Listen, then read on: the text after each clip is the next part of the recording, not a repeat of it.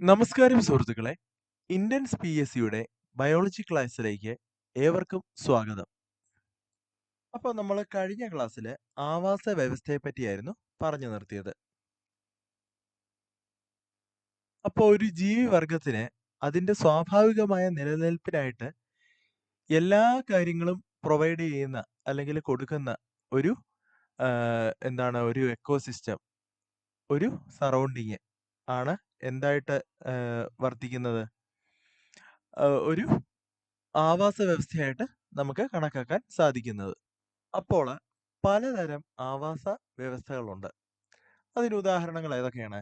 വയലുകള്, അതായത് നെൽവയലുകള്, പുൽമേടുകള്, മരുഭൂമി, വനങ്ങള്, ഉദ്യാനങ്ങള്, തടാകം, കുളം, പുഴ, കടല്, അങ്ങനെ പറഞ്ഞാലും പറഞ്ഞാലും തീരത്തില്ല. ഒരുപാട് ആവാസ വ്യവസ്ഥകളുണ്ട് അല്ലേ?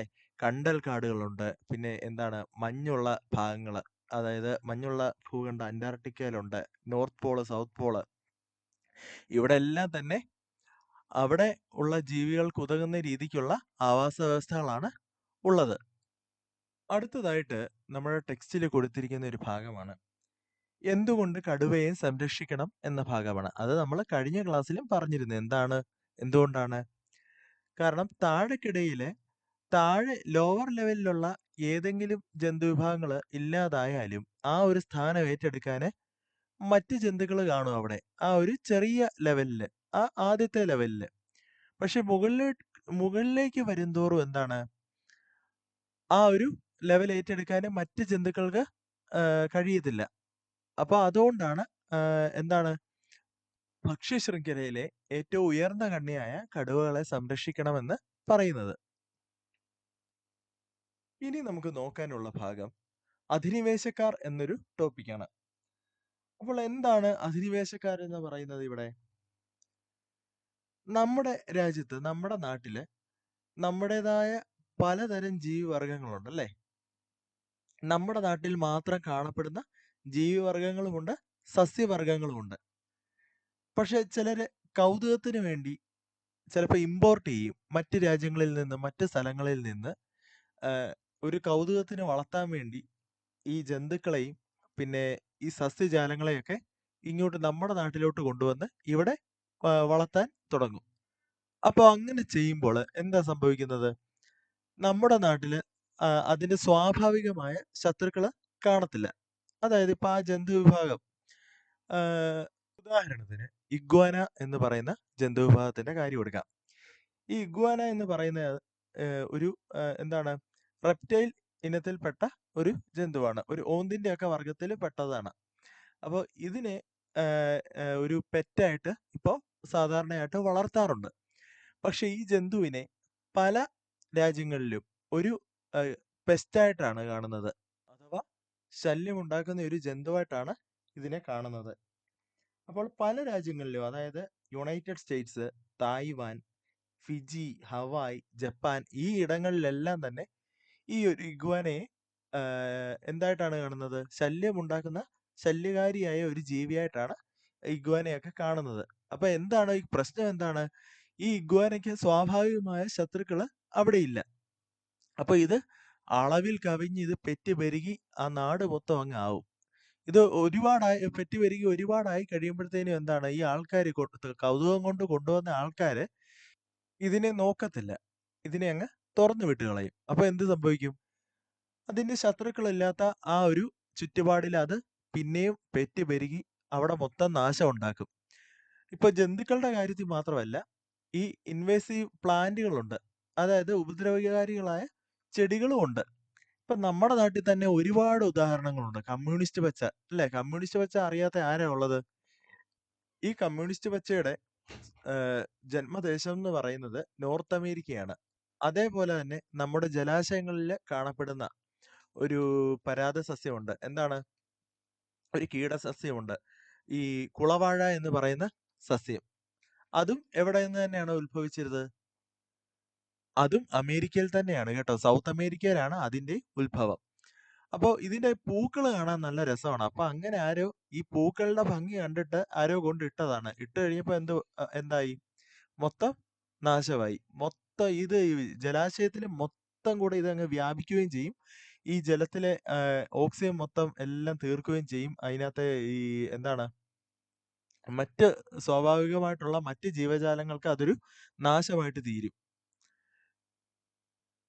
അപ്പൊ വളരെ പെട്ടെന്ന് തന്നെ പെറ്റുപെരുകി ഒരു ശല്യമായി തീരുന്ന വിഭാഗമാണ് നമ്മൾ ഈ പെസ്റ്റില് പെടുത്തിയിരിക്കുന്നത്. അതായത് ഈ ഉപദ്രവകാരികളായ ജീവികളും സസ്യങ്ങളിലും ഒക്കെ നമ്മൾ പെടുത്തിയിരിക്കും. അപ്പോൾ നമ്മുടെ ടെക്സ്റ്റ് ബുക്കില് പറഞ്ഞിരിക്കുന്ന എന്താണ് ഈ ഒരു അധിനിവേശക്കാരുടെ ഉദാഹരണം എന്താണെന്ന് അറിയാമോ?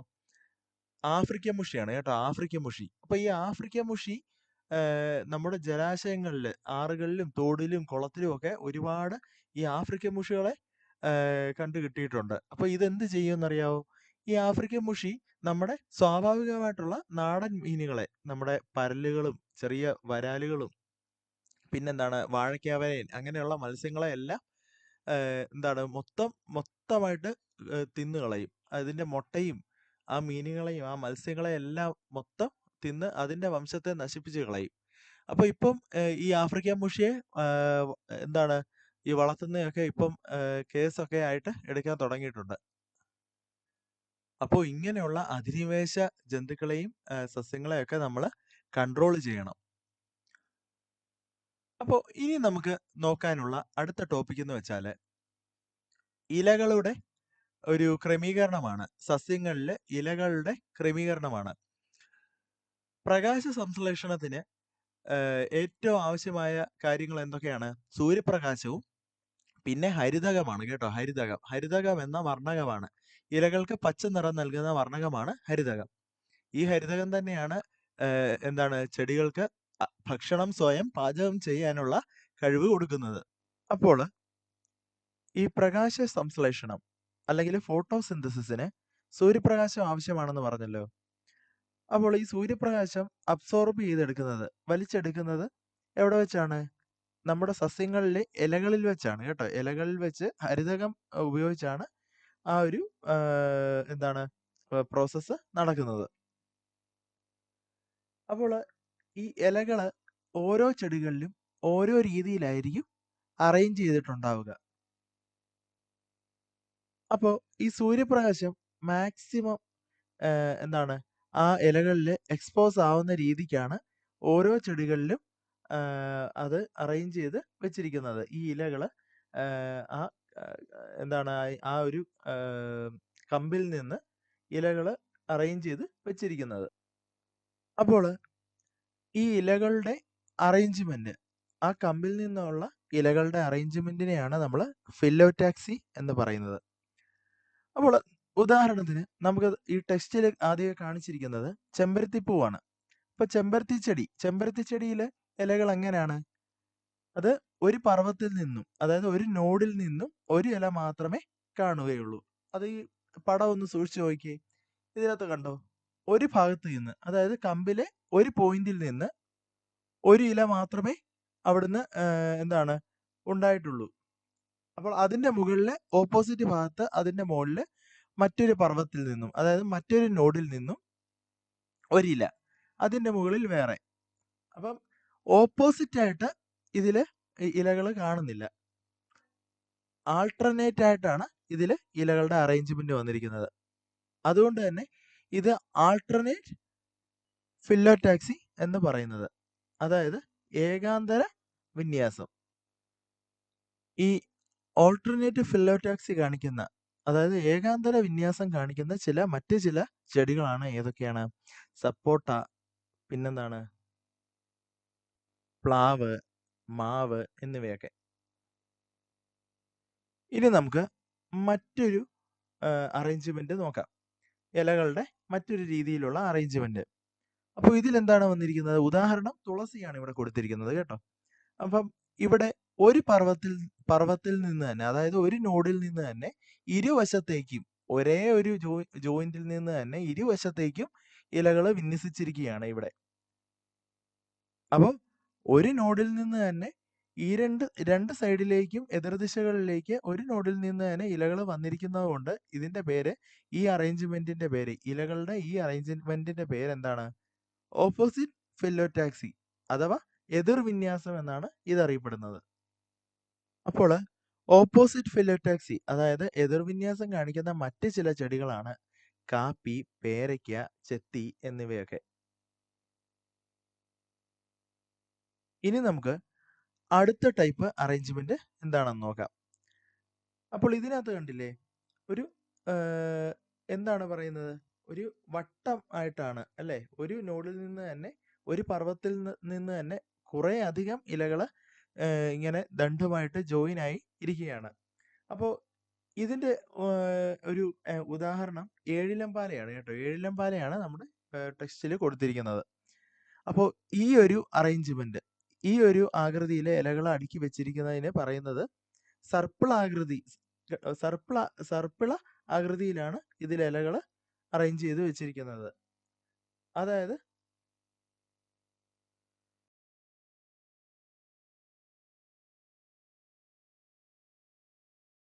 സർപ്പിള വിന്യാസം എന്നാണ് ഇത് അറിയപ്പെടുന്നത്, അഥവാ വേൾഡ് ഫിലോടാക്സി, സർപ്പിള വിന്യാസം. അപ്പോൾ ഈ സർപ്പിള വിന്യാസം കാണിക്കുന്ന മറ്റ് ചില ചെടികൾക്ക് ഉദാഹരണങ്ങളാണ് എരിക്ക് ചെടിയും അരളി ചെടിയും. ഈ സർപ്പിള വിന്യാസം കാണിക്കുന്ന വേറെ ചെടികളും അറിയാമെങ്കിൽ നിങ്ങളൊന്ന് കമന്റ് ചെയ്തേക്കണേ.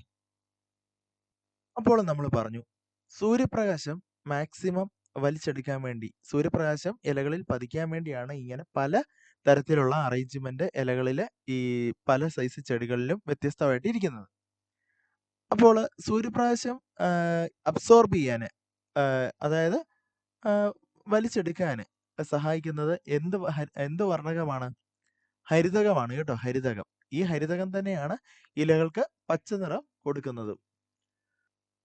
അപ്പോൾ പ്രകാശ സംശ്ലേഷണത്തിൽ എങ്ങനെയാണ് ഹരിതകം ഈ സസ്യങ്ങളെ ആഹാരം പാകം ചെയ്യാൻ സഹായിക്കുന്നത് എന്ന് നമുക്ക് അടുത്ത ക്ലാസ്സിൽ കാണാം. അപ്പോൾ ഹരിതകം മാത്രമേ ഉള്ളൂ ചെടികളിലെ ഒരു വർണ്ണകമായിട്ട്?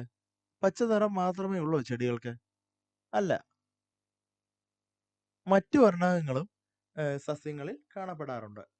അതായത് ചുവപ്പ് നിറം സസ്യങ്ങൾക്ക് കൊടുക്കുന്ന എന്താണ്? ആന്തോസയാനിൻ എന്ന വർണ്ണകമാണ് ചുവപ്പ് നിറം നൽകുന്നത്. അതേപോലെ തന്നെ ഓറഞ്ച് നിറം നമുക്ക് ഓർക്കാൻ എളുപ്പമാണ്. ക്യാരറ്റുകൾ അല്ലേ, ക്യാരറ്റിന്റെ നിറം എന്താണ്?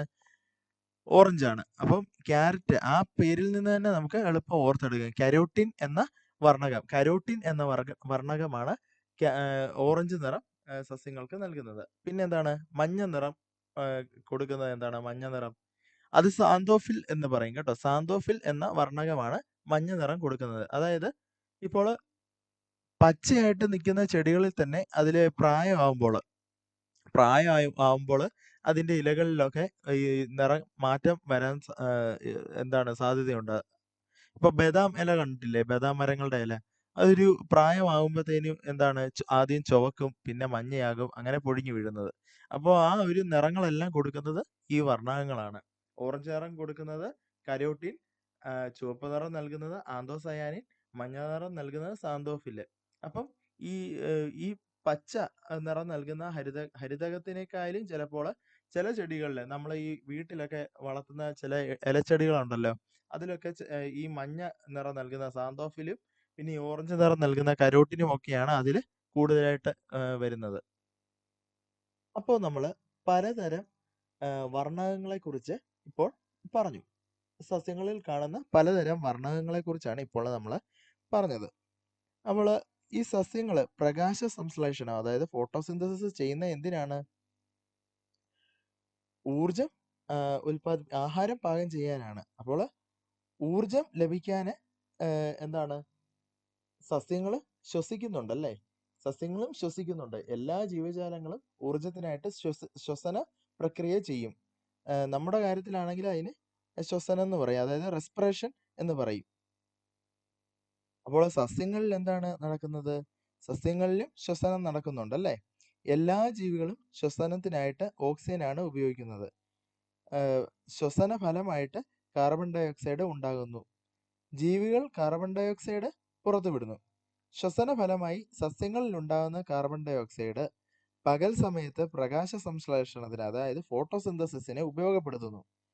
അന്തരീക്ഷത്തിൽ നിന്നുള്ള കാർബൺ ഡൈ ഓക്സൈഡും സസ്യങ്ങൾ പ്രകാശ സംശ്ലേഷണത്തിന് ഉപയോഗപ്പെടുത്തുന്നുണ്ട്. ഇലകളിലൂടെയാണ് വായു സസ്യത്തിനകത്തേക്ക് പ്രവേശിക്കുന്നത്. അപ്പം ഇതിനായിട്ട് ഇലകളിൽ ഒരു പ്രത്യേക ഭാഗം തന്നെയുണ്ട്. ചെറിയ സുഷിരങ്ങളുണ്ട് ഇലകളുടെ കീഴിലായിട്ട്. അപ്പോൾ അതിന് പറയുന്ന പേരാണ് സ്റ്റൊമാറ്റ എന്ന് പറയും. അതായത് ആസ്യരന്ധ്രങ്ങൾ കേട്ടോ. അപ്പോൾ ഈ ഒരു ചെറിയ സുഷിരങ്ങളിൽ കൂടെയാണ് ചെടികൾ ശ്വസനം നിർവഹിക്കുന്നത്. ഈ ആസ്യരന്ധ്രങ്ങൾ കാണണമെങ്കിൽ ഈ ഇലകളെ ഒരു മൈക്രോസ്കോപ്പ് ഉപയോഗിച്ച് നോക്കിയാൽ നല്ല പോലെ തന്നെ വ്യക്തമായിട്ട് കാണാൻ സാധിക്കും ചെറിയ സുഷിരങ്ങൾ. അപ്പോൾ കണ്ണുകൾ കൊണ്ട് നേരിട്ട് കാണാൻ കഴിയാത്ത വസ്തുക്കളെ വലുതായി കാണാൻ ഉപയോഗിക്കുന്ന ഉപകരണമാണ് എന്ത്? മൈക്രോസ്കോപ്പ് എന്ന് പറയുന്നത്. അപ്പോൾ ഈ ആസ്യരന്ധ്രങ്ങളിൽ കൂടെ തന്നെയാണ്, സ്റ്റൊമാറ്റയിൽ കൂടെ തന്നെയാണ് സസ്യങ്ങളിലേക്ക് അന്തരീക്ഷത്തിൽ നിന്നുള്ള വായു കയറുകയും ചെയ്യുന്നുണ്ട്. പിന്നെന്താണ്? ഈ പ്രകാശ സംശ്ലേഷണത്തിന്റെ ഫലമായിട്ടുണ്ടാകുന്ന ഓക്സിജൻ പുറന്തള്ളുന്നതും ഈ സുഷിരങ്ങളിൽ കൂടെ തന്നെയാണ്.